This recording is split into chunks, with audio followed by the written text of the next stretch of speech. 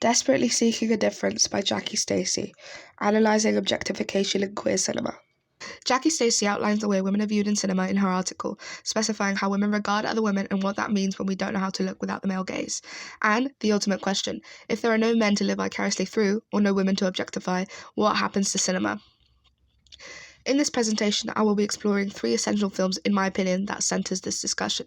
Blue is the Warmest Colour, a 2013 romance drama directed by Abdelatif Kechiche. Portrait of a Lady on Fire, a 2019 romance drama directed by Céline Sciamma. And finally, Brokeback Mountain, a 2006 romance drama directed by Ang Lee. Firstly, I chose to analyse this quote from the article.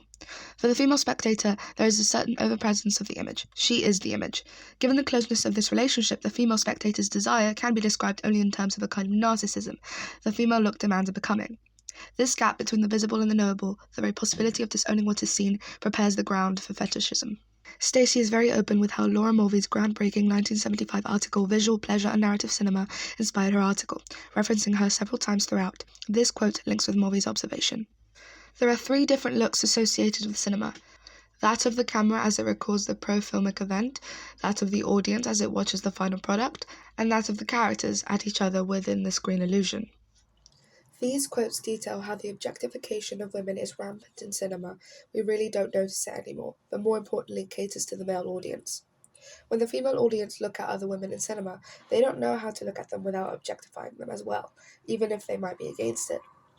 It's a source of narcissism, as Stacy puts it, because cinema has been ruled by men for decades and is so accustomed to misogyny that it doesn't understand what the female or queer gaze even is.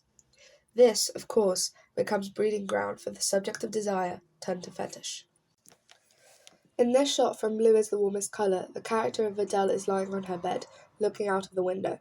The camera angle focuses on her rear, something it does numerous times throughout the film. Adele isn't a woman lying on a bed, she is a woman lying on a bed in front of a camera.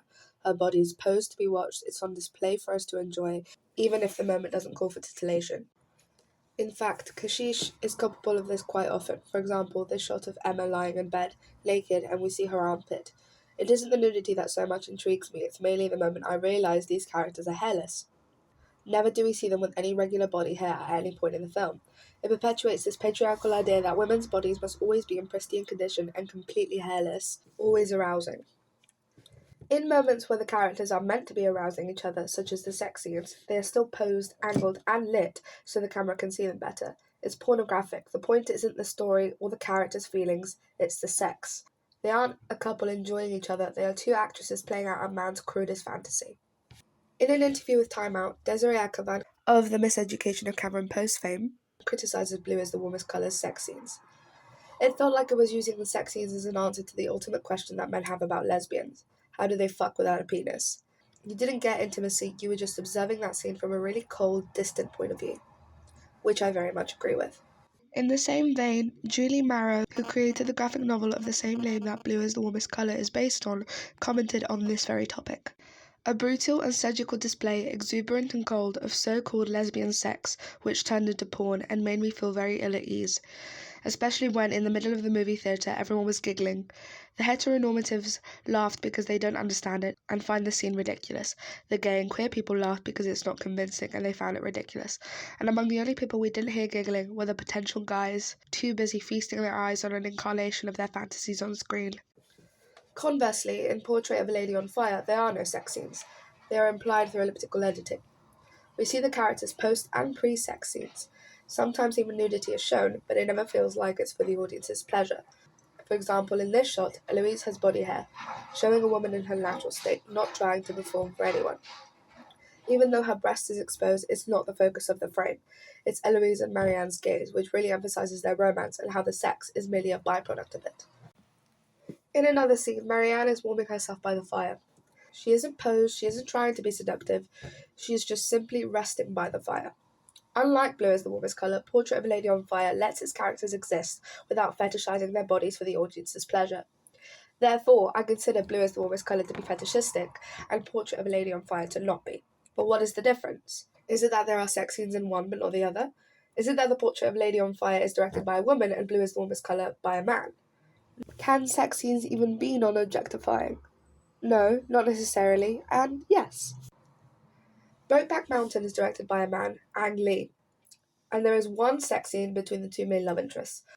All sex scenes between the two from here on out are implied through elliptical editing. In this scene, the camera is handheld and tilts between Jack and Ennis. Also note that the scene was originally extremely dark, but I had to lighten the screenshots in editing so that the characters could be seen. In it, Jack and Ennis are fully clothed and their thrusting and groaning very much looks and sounds like a sex scene. The focus of the camera is on their faces and their bodies aren't on display. Never do you get the sense that the audience is meant to be aroused, because the scene feels necessary and impactful to the plot. This was a sudden direction that no one in the audience knew was coming, as the film was repeatedly advertised as a heterosexual drama. Therefore, this scene told us something about the characters we wouldn't have known otherwise. The men were not objectified, but they were also men. This is what happens when there are no women to objectify. I will be analysing this next quote from Stacy's article. One of the main indictments of Hollywood film has been its passive positioning of the woman as sexual spectacle, as there to be looked at, and the active positioning of the male protagonist as bearer of the look. This links with Mulvey's idea that, as the spectator identifies with the main male protagonist, he projects his look onto that of his like, his screen surrogate, so that the power of the male protagonist, as he controls events, coincides with the active power of the erotic look, giving a satisfying sense of omnipotence. Portrait of a Lady on Fire features very little to no male performances. Most of the cast is female. In the narrative, Marianne has been given the task to paint Eloise's portrait without Eloise knowing, because Eloise refuses to be painted. She knows her portrait will be sent to a man who will want to marry her. When Marianne discovers the portrait that the previous painter never finished, she identifies it for what it is, a symbol of objectification. It has no face, a decision which I believe was made cleverly by Shyama to represent the oversexualization of women, as cinema and other forms of media have been known for cutting off women's heads in frames to ogle their bodies to communicate sexual desire. See here briefly a frame from Bruno Mars and Mark Ronson's Uptown Funk music video that garnered worldwide acclaim. In this story, even though no men feature, the portrait represents the male gaze. Eloise resists her objectification because she knows that if she accepts it, she will lose her identity, her power, and she will be owned by her husband. This causes Marianne to do the one thing she knows what to do with it. She destroys it. This links with Mulvey's quote in her article. It is said that analysing pleasure or beauty destroys it. That is the intention of this article. One must identify the concept that one is trying to oppose to destroy it. The burning of the picture is metaphorical for the destruction of the male gaze, and I don't think it's an accident that the flame catches on the heart of the subject. It represents female rage, pain, passion. It makes this faceless creature appear human. The final quote I will be analysing in Stacey's article. The woman's sexuality as spectator must undergo a constant process of transformation. She must look as if she were a man with the phallic power of the gaze at a woman who would attract that gaze. I am looking as a man would for a woman, or else I submit myself as if I were a man who thought he was a woman to a woman who thinks she is a man. Which, interestingly enough, I disagree with. In this scene, Marianne poses for her art students and recites a monologue on how to look at a subject, in turn foreshadowing how she looks at Eloise. It suggests that there is a correct way to view women, a different way than how we normally look at them, and we have to unlearn the old way to depict the new. In turn, she's doing the exact opposite of the Stacy quote. She isn't looking at a woman like a woman who is looking at another woman, as if she were a man.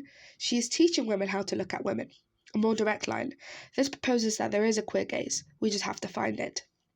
This is what happens when there is no gaze to live vicariously through, when there is no male surrogate. A new gaze appears. Marianne and Eloise take the narrative back into their control, if only briefly, by painting this portrait that is meant to be the representation of objectification, and turning it into a co-produced product of love and appreciation. This can be seen in the final shot of the film, where Marianne is looking at Eloise in the opera, and Eloise is unaware, but Marianne looks. It isn't a creepy look like a man objectifying a woman, but like a woman looking at a woman. In conclusion, I think that if we want to learn the queer or female gaze, we have to first unlearn the male gaze, and we can do that by learning to look at women like people. Thank you.